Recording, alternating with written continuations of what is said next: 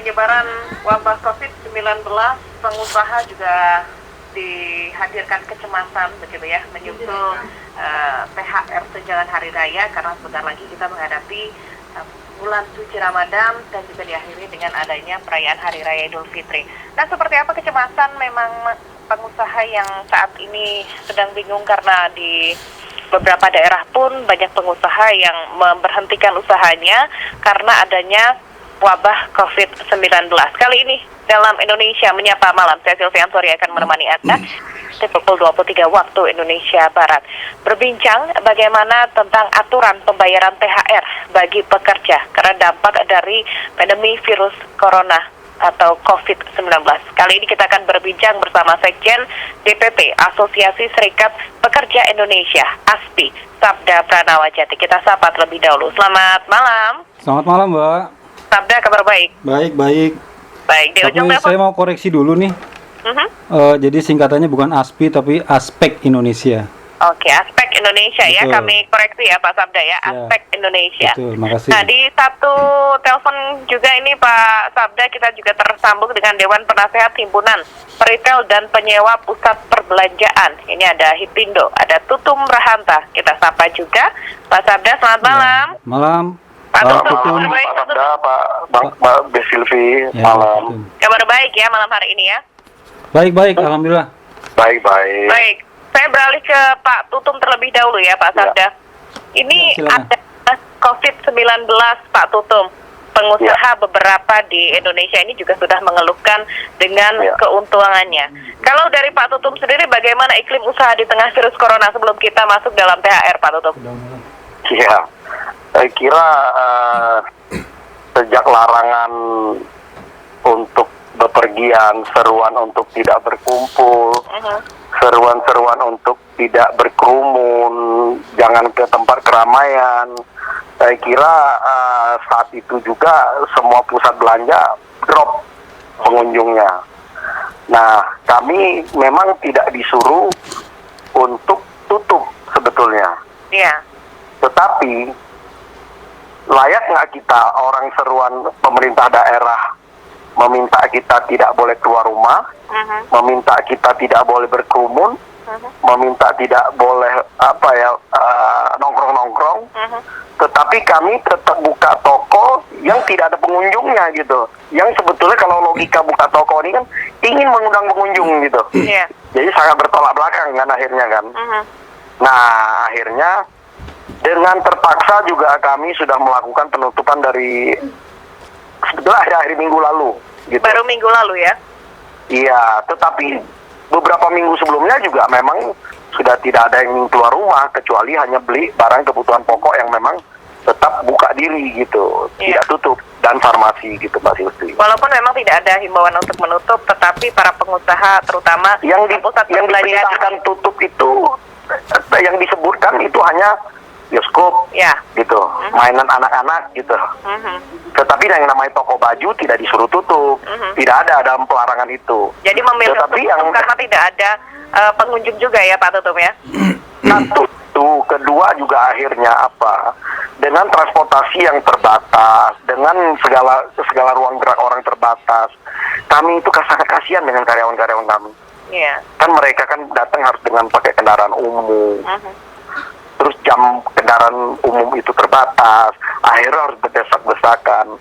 Kita ini manusiawi lah, dan ini udah nggak tega. Akhirnya kami memohon kepada pusat belanja itu, dan kita kompromi dengan mereka. Udahlah, yang tidak ada kepentingan dengan kebutuhan orang banyak, seperti sembako, kebutuhan pokok sehari-hari dan farmasi, kita tutup aja udah. Ya sekarang kita tutup gitu. Baik, Pak Tutum, saya beralih ke Pak Sabda terlebih dahulu. Dengan di tengah perlambatan ekonomi tadi juga disampaikan Pak Tutum bahkan tidak ada himbauan untuk ditutup, tapi karena memang dengan alasan-alasan khusus mereka memilih untuk menutup. Dengan pelemahan ekonomi seperti ini, para pekerja apakah masih menuntut THR ini Pak Sabda? Ya, terima kasih Mbak Pak Tutum. Saya pikir kita sama-sama berduka lah ya, dan sangat prihatin dengan kondisi wabah yang kita semua tidak harapkan saat ini kan.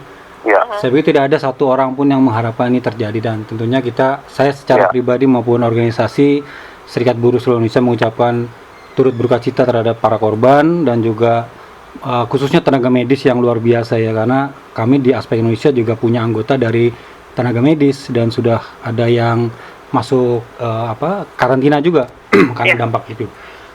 Tapi sekali lagi bahwa terkait dengan THR, saya pikir kita based on pada regulasi. Pertama bahwa penekanan saya bahwa THR itu kan bukan upah, tapi dia adalah pendapatan non upah. Apa itu artinya? Artinya tidak tergantung dengan kehadiran atau operasional perusahaan ya. Saya bicara perusahaan ya, bukan yang UKM. Kalau UKM mungkin agak beda. Nah, ketika katakanlah Lebaran tahun lalu, begitu masuk bulan pertama setelah Lebaran, itu harusnya setiap perusahaan sudah mengalokasikan dananya untuk THR. Sehingga ketika masuk THR bulan Ramadan tahun ini, mereka sudah siap untuk membayarkan THR buat pekerjanya. Sekali lagi, secara aturan, Peraturan Menteri Tenaga Kerja Nomor 6 Tahun 2016 itu sudah jelas bahwa THR itu adalah pendapatan non upah yang wajib dibayar pengusaha kepada pekerja atau keluarganya. Artinya apa? Ketika ada pekerja yang ter-PHK, ada PHK yang meninggal bahkan, maka THR itu tetap wajib dibayarkan kepada keluarganya. Nah, ini juga sebetulnya bukan dalam konteks kami dari Serikat Pekerja tidak berempati pada teman-teman di pengusaha, bukan. Tapi sekali lagi, THR itu sangat dibutuhkan oleh pekerja di level bawah maupun di level atas, karena dia bukan upah, dia pendapatan non upah yang pembayarnya tidak dihitung berdasarkan kehadiran si pekerja. Tapi 1 bulan dia bekerja, di atas itu dia akan dapat, yang 12 bulan mendapatkan 1 bulan upah, kan itu. Walaupun di tengah adanya pandemi COVID-19 yang kita bisa lihat beberapa bulan terakhir, mungkin sampai beberapa bulan ke depan ini, banyak pengusaha-pengusaha yang bahkan terancam gulung tikar, Pak Sabda. Gini, kalau yang disosialisasikan dan menjadi seruan dari gubernur 14 hari ya, 14 hari katakanlah nih, 14 hari itu kemudian jangan kemudian, sekali lagi mohon maaf nih teman-teman pengusaha ya, Pak Tutum, saya bukan tidak mau memahami kesulitan dari teman-teman pengusaha, tapi logikanya gini, ketika pengusaha mendapatkan keuntungan selama 1 tahun ke belakang, itu kan bisa dialokasikan untuk kemudian membayar THR pekerja, gitu. Beda dengan upah. Kalau upah bulan ini dipotong oleh perusahaan itu masih mending, karena apa? Dia tidak hadir di tempat kerja, maka tunjangan yang bersifat tidak tetap seperti transport dan uang makan, maka dia dipotong. Itu wajar tuh. Tapi kalau THR ini beda banget nih. Pendekatannya bukan upah, tapi dia pendapatan non upah yang memang sangat diperlukan oleh pekerja. Apalagi dalam kondisi saat ini, saya pikir pengusaha juga harus mau sedikit mengikhlaskan sebagian keuntungannya yang di tahun lalu itu untuk kemudian dikurangi sedikit untuk menutupi THR dari pekerjaannya gitu, Mbak. Oke, saya ke Pak Tutum. Apakah memungkinkan dengan berapa bulan yang lalu hingga berapa bulan ke depan mungkin ya, kita tidak tahu dengan adanya aturan tersebut untuk memberikan THR, Pak Tutum? Ya, inilah. Saya kira karyawan itu aset ya bagi perusahaan. Betul, ya. Sekali betul, lagi, betul. Bukan ngotot-ngototan kami mau bayar atau tidak bayar. Betul. Semaksimal mungkin pasti kami akan usahakan itu. Itu yang bisa saya kasih tahu. Tetapi kondisi perusahaan ini kan beda-beda. Saya nggak bisa ambil seragam untuk semua ya. Tapi saya bisa menceritakan pada kondisi per hari ini. Ya. Negosiasi untuk kita untuk menutup toko pun itu sangat rumit. Tidak mudah, Pak. Paham. Kita tidak mau melanggar aturan pemerintah satu. Betul. Aturan perjanjian kita dengan pusat belanja, karena ada jam buka dan tutup toko itu pun sudah kita lalui dengan bersusah payah. Untuk apa? Untuk supaya kita masih ada suku cadang nih. Kalau kita buka terus akan mempercepat pendek umur perusahaan. Betul. Tapi kalau kita tutup di sekarang, nah kita sama-sama berhemat untuk memperpanjang umur perusahaan. Saya bisa jelasin apa? Tidak keluar biaya listrik, tidak perlu keluar biaya tetapnya. Nah, kondisi saat ini memang dengan kata-kata resminya sampai tanggal 5 dan 7. Baru aja saya di depan TV ini, Pak Anies perpanjang sampai tanggal 19 nih, Pak. Penutupannya nih. Baru diumumin nih, ya. Nah, satu hal lagi. Sekarang kondisinya kita lagi mengajukan nih kepada pemerintah nih. Sudah diminta list agar bantuan kepada karyawan kita yang terendah, Pak. Iya. Nah, kita ngajuin nih. Dapat tidaknya kita tidak tahu betul-betul, Pak Sabta. Iya. Ya. Ini adalah untuk apa? Untuk memperpanjang umur kita aja. Iya. perusahaan ini. Yang kita takutkan, ya saya di samping nanti THR saya bisa jelasin sedikit Pak Sabta, Iya. tetap semaksimal mungkin pasti perusahaan akan menjalankan kewajiban mereka Pak. Iya. Semaksimal mungkin pasti Pak.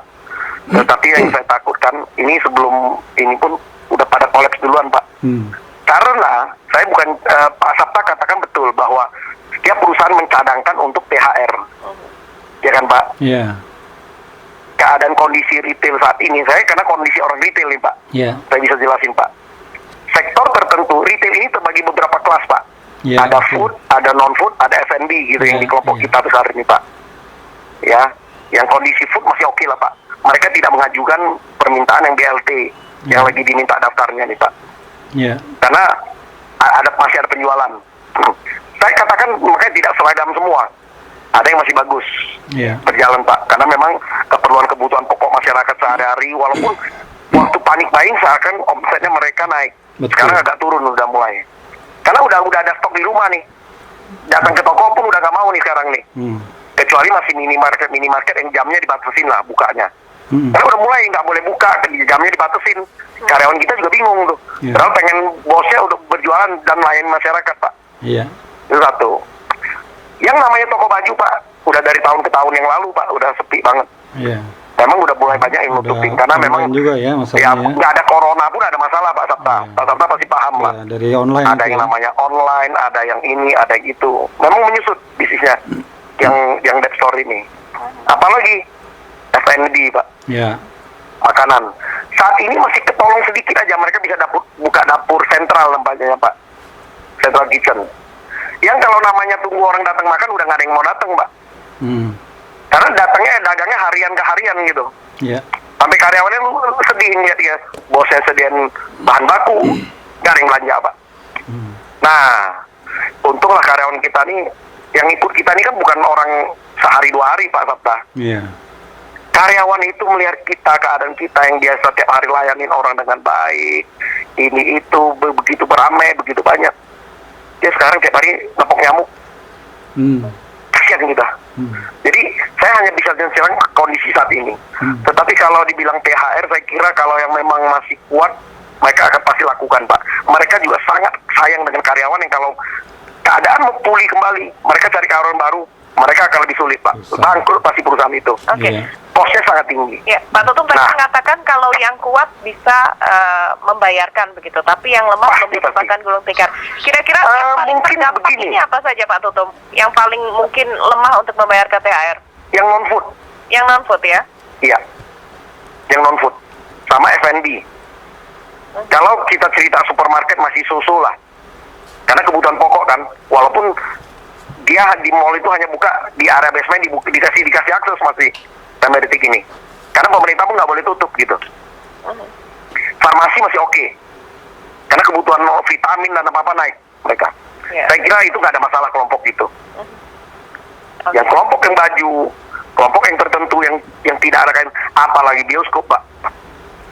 Bioskop itu betul-betul kalau puter itu ada orang baru dia bisa itu. Terus yang main anak-anak, yang hiburan yang segala, udah selesai itu. Udah selesai.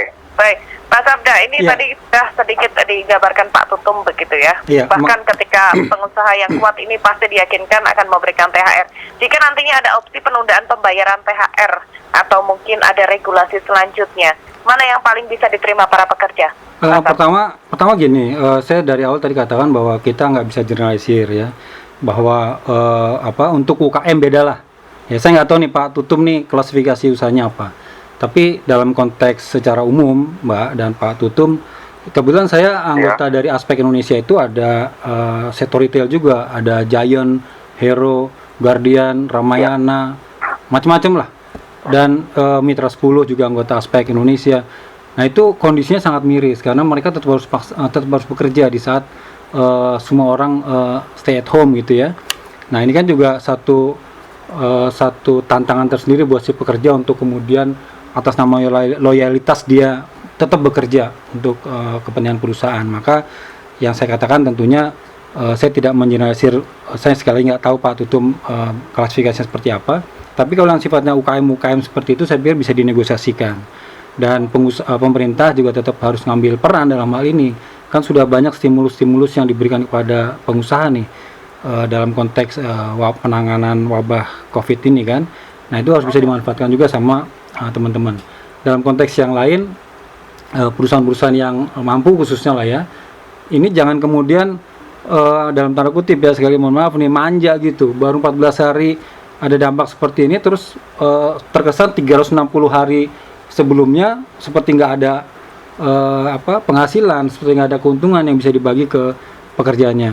Tapi kalau tadi konteksnya mainan, kemudian non-food, F&B, ya, bioskop, itu kan sebetulnya sekali lagi bisa saja didiskusikan seperti apa oleh teman-teman pengusaha dan juga pekerjanya. Sebatas memang pengusahanya juga harus fair, harus transparan gitu kan.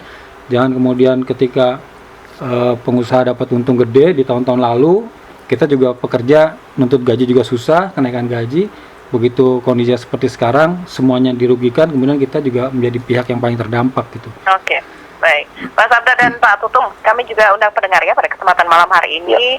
Mungkin bagi pendengar yang sebagai pengusaha boleh, bagi pekerja juga boleh di 0213844545 atau pesan singkat dan WhatsApp di 081399399888 sambil menanti pendengar.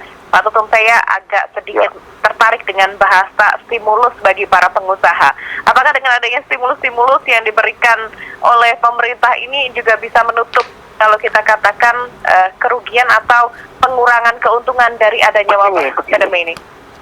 Saya kira ini harus hati-hati juga ya. Stimulus pertama itu dikeluarkan hanya untuk 19 sektor industri ya. Di situ tidak ada sektor retail. Walaupun pasal 21, 22, 25 gitu. Jadi saya harus memperjelas gitu. Makanya kita juga protes gitu. Harusnya stimulus ini bagilah semuanya gitu. Iya, yang dipilah-pilah. Ya, itu pertama. Yang kedua, memang Presiden ada announce lagi mengumumkan secara umum lah. Tetapi kan bukan kepada kita, untuk kepada masyarakat umum, untuk cicilan seperti ojol, 1 tahun boleh ada penundaan, kayak gitu. Saya kira itu sangat bantu gitu. Mungkin diantaranya ada karyawan kita juga gitu. Baik ya kan. Pak Tutum, saling meringankan saya kira. Kita sapa pendengar dulu, ini dari Brastagi ada Pak Dian. Halo, selamat malam Pak Dian. Ya, selamat malam. Nah, gini, ibu-ibu, bapak-bapak. Ya. Ini sekarang ini kan kita mau musim sulit ya kan? Ya. Jadi musim sulit begini. Kalau musim sulit ini memang sulit juga kita jujur kan ya kan? Iya, sulit juga jujur. Dari mulai kuperhatikan ya, dari mulai para wisata, perhotelan, semua perusahaan. Kalau untung nggak mau ngomong dia. Kalau rugi wah ngomong, takut diminta kalau apa kan? Ini kesalahan kan, nggak mau jujur kalau untung. Kalau rugi jujur. Selamat malam. Baik, terima kasih Pak Dian di Brastagi. Silahkan Pak Tutum dilanjutkan sekaligus menanggapi Pak Dian. Saya sedikit tanggapin dulu Pak, sebelum Pak Sabda Pak. Ya. Saya kira silakan aja. Saya kira karyawan kita itu bisa melihat keadaan kok. Jadi mungkin ada yang begitu, saya nggak bisa nutup mata. Tetapi kalau yang kita ini retail yang jaga kan memang betul-betul karyawannya gitu. Mereka juga yang kerja juga semua karyawan Pak. Kalau kita kebetulan retail yang di bawah kita Pak Sabda, saya sedikit jelaskan, yang ada di pusat belanja Pak Sabda gitu. Bapak juga punya toko di Tanah Abang gitu ya? Enggak. Kita nggak ada di toko Tanah Abang Pak. Sorry Pak. Kita yang chain store Pak, namanya sewa di pusat belanja Pak, ini mall Pak. Okay. Jadi yang kelola betul-betul profesional gitu. Jadi di situ untung ruginya mereka yang tahu kok, sewanya berapa duit, karyawannya berapa duit, gampang ketahuan kok Pak. Harus omset berapa duit gitu, gampang gitu. Jadi susah lah untuk kita tutupin gitu. Karena yang bikin buku juga karyawan semua Pak, bukan kita gitu. Jadi sekali lagi kami melihat karyawan adalah aset. Ya, sebisa mungkin mereka pun pasti akan mengeluarkan bila perlu untuk menjual asetnya untuk bayarin karyawan-karyawan itu supaya nggak berhenti. Karena tetap kita lihat ada masa depan kita gitu. Itu aja. Tetapi kalau pilihannya harus bangkrut, semuanya sama-sama hilang Pak. Kalau pilihannya harus gulung tikar ya? Iya. Saya pikir itu yang terakhir sudah kita katakan. Iya, saya pikir gini, terlalu dini lah kalau kita saat ini udah langsung bilang bangkrut gitu ya, karena kita semua berharap Pak, tadi yang saya sebutkan tadi Pak. Gitu. Kita semua berharap bahwa wabah ini segera mereda. Tapi kalaupun amit-amit lah ya, jangan sampai ya. Kalaupun ternyata ini berkelanjutan sampai berbulan-bulan, ada namanya mekanisme lewat lembaga kerjasama tripartit, Pak. Di setiap provinsi, kota dan kabupaten, bahkan di tingkat nasional ada namanya lembaga kerjasama tripartit. Dan itu mewakili 3 unsur, pemerintah, pengusaha dan serikat pekerja. Nah itu dimaksimalkan saja kerja-kerja LKS tripartit di kota, kabupaten, provinsi dan nasional untuk kemudian mencari solusi bagaimana nih apabila ketika nanti pada satu titik benar-benar wabah ini berbulan-bulan gitu ya. Tentunya kita juga nggak mau pihak perusahaan juga bangkrut gitu ya. Tapi kalau dari sekarang sudah mengatakan karena yang mengatakan itu nggak cuma Bapak juga Pak, karena beberapa pengusaha juga sudah langsung menyatakan seperti kesannya udah ngangkat tangan itu, nyerah, wah kami nggak sanggup bayar THR. Nah itu saya pikir terlalu dini lah, karena THR itu kan harusnya dihitung dari keuntungan perusahaan selama setahun ke belakang, bahkan selama perusahaan itu beroperasi gitu. Intinya tadi saya sepakat sama yang dari masyarakat tuh ya, jujur lah. Kalau memang pengusahanya jujur, mau buka-bukaan juga gitu kan, saya pikir juga pekerja kalau memang pengusahanya baik, jujur, dan juga ngopeni atau ngemong dari pekerjanya, saya yakin juga pekerja akan bisa ngerti. Tapi fakta di lapangan banyak sekali Pak perusahaan-perusahaan itu, manajemen yang ketika untung diam-diam aja, ketika untung kita minta kenaikan upah atau bonus juga dibilang nggak ada duit, tapi giliran seperti ini kita disuruh pengertian semua gitu. Dan saya juga berharap radio ini didengar oleh pemerintah juga ya, karena kami terus terang sangat prihatin dengan adanya pekerja-pekerja yang sampai saat ini masih bekerja puluhan ribu di pabrik-pabrik tanpa bisa melakukan social distance 1 meter atau 1,5 meter ya. Mereka bekerja rapat-rapat sekali dan berisiko tinggi untuk bisa tertular.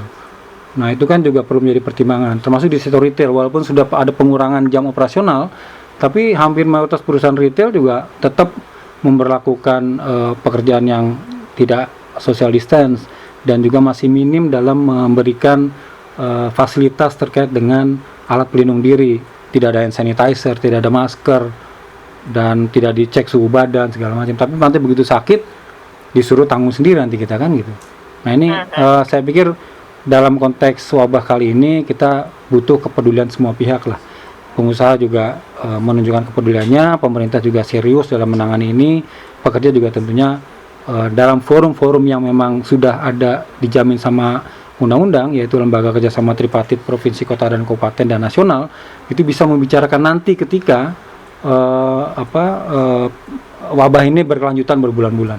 Tapi kalau masih baru hitungan kan lebaran kadang-kadang 1 bulan lagi ya kurang lebih ya. Saya pikir ya masih bisa lah pakai cadangan dana yang lalu kan gitu.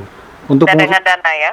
Dan untuk perusahaan-perusahaan besar itu ya kan tentunya selain dari keuntungan laba yang harus ikhlas untuk dikurangi untuk membagi keuntungan kepada pekerjanya, juga ada beberapa sumber dana, ada dana CSR, dana iklan. Itu kan gila-gilaan itu dana iklan di perusahaan-perusahaan besar. Dan itu kan bisa di skip dulu untuk kemudian dialokasikan ke THR. Kemudian efisiensi dan pengurangan jam operasional tadi Pak Tutum sudah mengatakan juga terkait AC listrik, itu kan juga salah satu bentuk efisiensi akhirnya yang kemudian biayanya bisa dialihkan ke THR dari pekerja. Sekali lagi penekanan saya bahwa THR ini sangat dibutuhkan hari ini Pak, di saat kondisi seperti ini. Karena karena upahnya saja bisa jadi dikurangi. Orang-orang yang pada nggak masuk kerja itu bisa jadi dikurangi dari mana? Dari uang transport dan uang makan. Karena uang makan dan uang transport hanya diberikan berdasarkan kehadiran, kan gitu. Itu pasti berkurang tuh. Nah sehingga THR ini menjadi sangat diperlukan buat mereka untuk bisa menyambung kehidupannya kemudian hari. Kita belum tahu lagi nanti bulan ke depan gitu ya. Saya menuju Pak Tutum. Tadi saya sudah menanyakan dengan Pak Sabda begitu ya. Ketika ada opsi penundaan pembayaran, kalau dari segi pengusaha, penundaan pembayaran atau mengurangi besaran THR, mana yang paling bisa diterima ini dari segi pengusaha Pak Tutum? Saya kira kondisi masing-masing perusahaan beda-beda ya. Iya, betul. Pasti. Sepakat. Saya kira saya nggak berani mengatakan pilihan ini paling baik, ini paling baik. Kita tidak mendorong bahwa mereka tidak bayarkan. Masing-masing perusahaan pasti semaksimal mungkin pasti ingin melakukan yang terbaik bagi karyawannya. Saya pastikan itu aja. Karena kami ini yang bergerak, mungkin Pak Sabda sekali lagi saya ulangin, adalah yang di pusat-pusat belanja Pak. Mengikuti semua tata cara aturan. Ya, baik dari pelayanan. Aman ya Pak Tutum ya?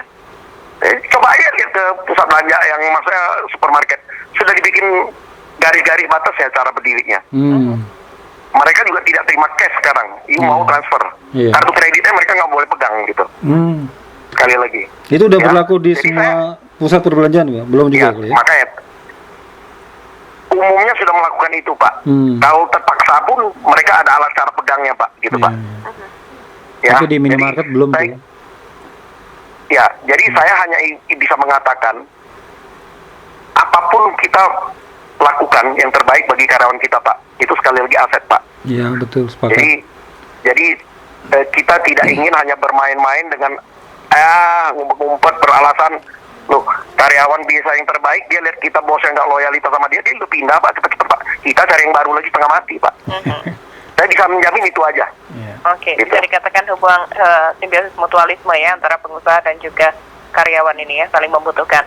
Saya bacakan WhatsApp Pak Tutum dan Pak Sabda ini ya, di 081-399-399-888 dari Pak Adi di Jakarta.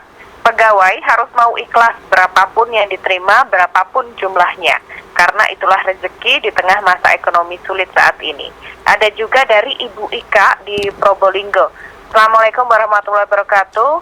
Dengan adanya pemerintah mengeluarkan kebijakan restrukturisasi kredit bagi pinjaman di bawah 10 miliar, apakah ini bisa membantu agar THR bisa terbayarkan?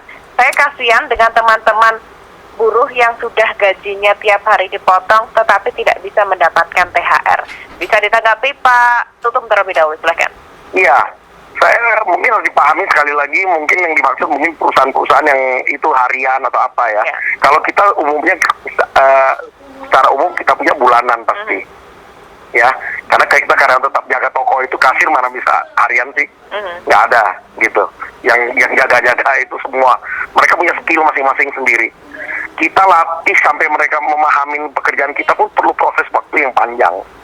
Jadi sekali lagi kita tidak ingin bermain-main berspekulasi hanya untuk yang hal-hal yang nanti menyulitkan kita di kemudian hari. Nggak ada lah. Sektor retail akan melakukan itu gitu. Ya ada ya. Baik, Pak Sabda menanggapi dan menambahi dari kedua pendengar ini melalui WhatsApp, silakan. Iya, saya mau menanggapi yang masalah rezeki di kondisi sulit ya. Ya justru ini sih bukannya kita kemudian tidak mensyukuri nikmat Allah gitu ya, tidak mensyukuri rezeki, tapi semuanya kan ada aturan mainnya, ada regulasinya gitu kan, dan itu saja yang menjadi pegangan kita. Sekali lagi, saya tidak mengeneralisir, khusus untuk UKM silakan lah untuk bisa dinegosiasikan gitu kan, apalagi yang kerjanya harian gitu. Oke. Nah, kebijakan atau regulasi yang diberikan pemerintah ini Pak Tutum, apa yang memang paling membantu para pengusaha ini agar bisa survive di tengah wabah seperti ini? Banyak hal yang bisa kami lakukan semaksimal mungkin, tetapi itu pun kalau diberikan ya. Sekarang kita lagi ngajukan permohonan untuk bagaimana karyawan-karyawan yang sekarang kan sebagian dirumahkan nih, bukan diberhentikan loh Pak, dirumahkan karena toko tidak buka. Nah, agar mereka juga dapat bantuan, karena memang ketentuan pemerintah itu kita lagi ajuan coba gitu, ya, untuk mengisi kekurangan dari yang mereka tidak bekerja lah, gitu. Sudah kita ajukan karena itu diminta. Hal yang lain bahwa lanjutkan nanti dulu, kita sapa pendengar, ada Pak Aziz di Mataram. Selamat malam. Malam, assalamualaikum Mbak. Waalaikumsalam. Bapak-bapak, saya kira ini ya, pada saatnya kita ada jiwa gotong royong kita untuk negara ini sebenarnya gitu. Jadi kita dengar dari tadi itu agak bingung kita gitu ya. Saya berpikir kita aja orang kecil, saya tadi baru kirim uang 10.000 ke BCA gitu untuk bantu ini gitu. Saya pikir bapak-bapak yang ikut membangun negara ini pada saat inilah jiwa kita, jiwa gotong royong itu. Jadi mudah-mudahanlah pemerintah bisa memahami gitu. Kalau saling kita mempertahankan seperti ini, kapan selesainya musibah kita ini? Kalau menurut saya antara pengusaha, karyawan, buruh ini harus bersatu untuk mendukung program pemerintah ini supaya segera selesai. Kalau nggak begini bisa setahun musibah kita ini kan, negara ini jadi hancur. Saya berpikir kan kita dari dulu semboyannya negara kita ini negara yang berjiwa gotong royong gitu. Jadi saya bingung ikut pembicaraan Ibu dan Bapak narasumber dari tadi. Terima kasih Pak ya. Assalamualaikum. Terima kasih Pak Aziz. Di Mataram harus bergotong royong ya di tengah wabah ini. Silakan dilanjutkan Pak Tutum sekaligus menanggapi Pak Aziz. Iya. Kalau saya kira kalau apa yang diminta itu saya mungkin kalau jabarin mungkin nggak cukup waktu kita lah. Yang kami lakukan di luar yang permohonan kepada pemerintah yang saya katakan tadi untuk bagaimana karyawan kita bisa tetap bertahan. Terus kita juga berusaha negosiasi kembali kepada bank-bank yang memberikan kredit kepada kita. Kan itu kan fungsinya untuk supaya perusahaan ini bertahan gitu. Pemerintah banyak skim-skimnya. Kita lihat terus gitu pemerintah yang namanya perusahaan pasti ada utang, pasti ada ini itu banyak gitu. Dengan tidak ada income apakah kita bisa tarik panjang, namanya restructuring, banyak faktor gitu. Nah tapi kalau cerita gotong royong bagaimana kita ini itu udahlah. Kami sendiri membuat satu istilahnya, kalau saya dari asosiasi Hipindo, kita pun buat satu Hipindo peduli. Bagaimana kita tahu yang bukan hanya karyawan kita kalau karyawan kita masing-masing perusahaan sudah bagaimana cara mengamankannya. Di luar kita yang biasa mendapatkan, sorry aja, yang saya katakan rezeki karena kehadiran kita, itu sangat terdampak. Sampai kita pikirin bagaimana tetap mereka dapat pekerjaan itu. Gerakan sosial kita sampai sedemikian rupa. Jadi kalau saya mau jabarin lagi mungkin sangat panjang, waktunya sangat tidak cukup gitu. Oke. Itu fungsi kita gotong royong saat ini adalah gotong royong sudah gitu. Terlihat begitu ya Pak Tutum ya. Pak Sabda menanggapi Pak Aziz gimana? Pak Aziz, saya prihatin Pak. Mungkin kalau kita mau buka-bukaan tabungan kita sama-sama minim nih Pak. Gitu. Jadi kita juga dalam posisi yang sulit. Tapi intinya bahwa kita sebetulnya diskusi ini dengan Pak Tutum tentunya dengan pengusaha yang lain, konteksnya tetap sama dalam mendukung program pemerintah, bukan begitu ya Pak Tutum ya? Kita memang pasti, Pak. kita pengen dukung program pemerintah. Makanya saya tertarik juga kalau tadi Pak Tutum mengatakan negosiasi ke bank yang memberikan kredit, sebenarnya jadi satu solusi juga dari pemerintah melalui BI atau OJK, saya nggak tahu nanti siapa yang berwenang untuk itu. Kemudian memberikan semacam keputusan-keputusan lah ya yang sifatnya urgent seperti ini kepada bank untuk memberikan keringanan pembayaran kredit cicilan dari pengusaha-pengusaha itu. Tapi dalam konteks THR tadi kita ada regulasinya dan THR itu dihitung bukan karena upah per hari, bukan karena jam kerjanya, tapi karena masa kerjanya. Dia sudah lebih dari 1 bulan, yang di atas 12 bulan itu mendapatkan 1 kali upah. Itu adalah sebetulnya dana yang sudah dicadangkan di tahun-tahun yang lalu, harusnya seperti itu. Tapi kalau konteksnya upah, mungkin masih bisa dinegosiasikan terkait dengan tunjangan yang tidak bersifat tetap, yaitu tunjangan makan dan tunjangan transport. Otomatis ketika Pak Tutum katakanlah merumahkan karyawannya, dia nggak datang ke kantor, berarti uang transport hilang, uang makan hilang. Itu normal. Artinya dalam konteks imbalan jasa kepada si pekerjanya, dimungkinkan juga buat pengusaha mendapatkan mungkin bahasanya meminjam istilah pemerintah, stimulus juga gitu ya, keringanan lah di perusahaannya masing-masing gitu. Gitu. Baik, ini ada kaitannya dengan WhatsApp yang masuk ini ya dari Pak Yamto di Pekalongan. Tadi disebutkan ada beberapa pekerja yang menghadapi kebijakan dirumahkan meskipun masih berstatus pekerja tapi tidak mendapatkan transport dan uang makan. Apakah ini gajinya full dan juga berhak menerima THR Pak Tutum dari Pak Yamto di Pekalongan? Kalau gaji sampai detik ini masih kita jalankan. Dari bagi perusahaan-perusahaan yang di asosiasi kita. Kalau THR kita memang belum bicarakan, tetapi saya kira pasti perusahaan yang kuat, mereka pasti laksanakan kewajiban itu. Kalau yang tidak kuat mungkin saya kira harus memohon kepada perbankan atau pemerintah bagaimana cara mengeluarkan dana ini dulu gitu. Saya kira hanya sedikit kalau boleh, kan saya takut ini waktunya mau berakhir. Saya cuma ingin sampaikan sedikit gambaran aja ya. Sejak kita wabah ini pertama kali kan di Wuhan nih kita cerita nih, ya. Satu China melakukan dengan cara kerja yang begitu kencang agar ini menurun wabah ini. Apa yang kita bisa dapat hikmahnya? Karena pemerintahan ini sangat ketat dan banyak uang, setiap perusahaan yang tidak memecat karyawan mereka disubsidi satu karyawan dengan sekian nilai oleh pemerintah setempat. Hal kedua, mereka datang kembali, kan sekarang udah mulai aktivitasnya mulai muncul. Yeah. Sebelum aktivitas pemerintah menginstruksikan seluruh perbankan datang ke perusahaan itu. Dengan adanya berhenti 1 bulan lebih, apakah Anda sanggup menjalankan perusahaan Anda? Kalau tidak, Anda utang berapa? Anda boleh tunda dulu, ditambah modal baru. Kalau Anda perlu, Anda silakan jalan. Setelah Anda untung, baru cicil kembali utang lama. Apa yang terjadi? Itu untuk industri-industri. Tetapi sektor retail, ini kan unik, bukan produksi barang gitu. Yeah. Dia kan harus menunggu keramaian, baru bisa jualan dia. Karena sewanya cukup tinggi, biaya-biaya service charge. Kalau ada omset yang memadai, dia baru di situlah ada untung. Nah, ini namanya orang dagang. Nah, yang terjadi, walaupun pemerintahannya begitu ketat membantu pengusaha ini jangan bangkrut, yang saya bisa informasikan di saat ini adalah tetap 30-40% perusahaan retailnya bangkrut. Nah, itu gambaran untuk Pak Sabta lah, Pak. Oke, gambaran saya udah baca, dia punya informasi gitu. Saya nanggapin yang tadi dari Pak Aziz ya, Pak Aziz ya, terkait dengan uang transport dan uang makan. Jadi saya perlu jelaskan dulu bahwa setiap pekerja itu berhak atas upah minimum. Upah minimum itu baik di tingkat provinsi, kota ataupun kabupaten. Itu udah ada ketentuannya masing-masing. Nah, upah minimum provinsi contohlah Jakarta 4,3. Nah, upah minimum provinsi itu adalah hitungannya gaji pokok plus tunjangan yang bersifat tetap. Artinya pekerja itu masuk apa nggak masuk, dia tetap segitu. Artinya 4,3 itu adalah isinya adalah gabungan dari gaji pokok plus tunjangan yang bersifat tetap di luar uang makan dan uang transport. Maka ketika pekerja tidak bekerja atau dirumahkan, wajar ketika dia kehilangan uang transport dan uang makan karena dia tidak kerja. Tapi jaring pengamannya ada di upah minimum, ada di upah minimum provinsi baik provinsi, kota atau kabupaten.